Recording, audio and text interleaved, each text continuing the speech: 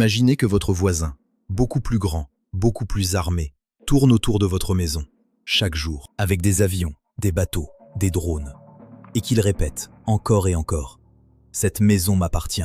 C'est exactement ce que vit Taïwan depuis des années. Et en 2026, la pression n'a jamais été aussi forte. Aujourd'hui, on décortique la situation entre Taïwan et la Chine. Remontons rapidement le fil de l'histoire.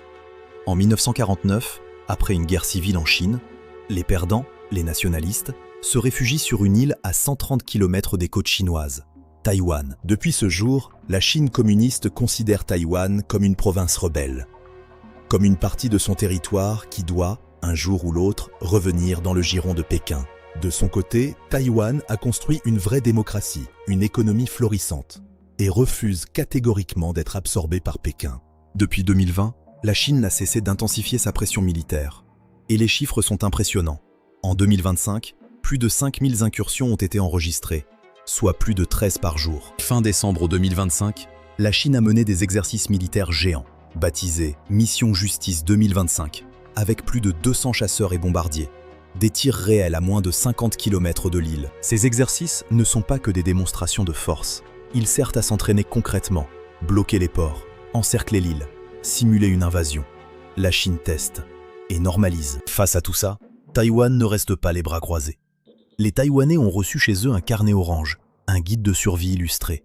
Des exercices d'alerte aérienne se multiplient dans les rues de Taipei. Et côté finance, le président taïwanais Lai Ching-te a annoncé un plan de réarmement massif, 34,5 milliards d'euros supplémentaires. L'objectif ?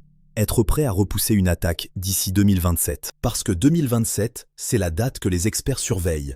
C'est le centenaire de l'armée chinoise.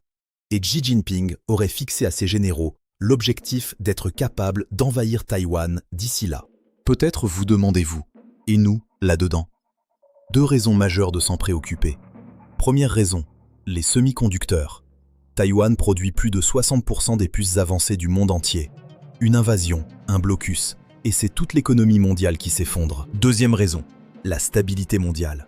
Si la Chine parvient à s'emparer de Taïwan, le message envoyé au reste du monde est clair. La force prime sur le droit. Et d'autres régions du monde pourraient s'embraser.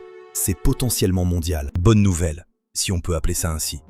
Le dernier rapport des services de renseignement américains, publié en mars 2026, estime que Pékin préfère encore une solution sans guerre. La Chine cherche à prendre Taïwan sans tirer un seul coup de feu, si possible. Sa vraie stratégie, c'est ce qu'on appelle la zone grise. Harcèlement militaire permanent, cyberattaques quotidiennes, désinformation massive pour semer le doute dans la population taïwanaise, pression économique. L'objectif ? Épuiser Taïwan psychologiquement.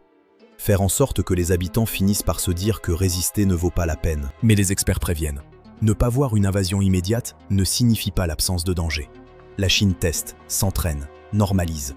Et si les conditions lui semblent favorables, elle pourrait agir vite. Alors, où en est-on ? Taïwan vit sous une menace permanente. La Chine fait monter la pression, teste les limites, prépare ses options. Ce qui est certain, c'est que le détroit de Taïwan est aujourd'hui l'un des endroits les plus surveillés. La prochaine étape, c'est vous qui la connaîtrez en restant abonné à GPS. On continue à décrypter ce monde complexe, clairement et simplement. Si cette vidéo vous a appris quelque chose, likez, partagez et dites-moi en commentaire, pensiez-vous que la situation était aussi tendue ? À très vite.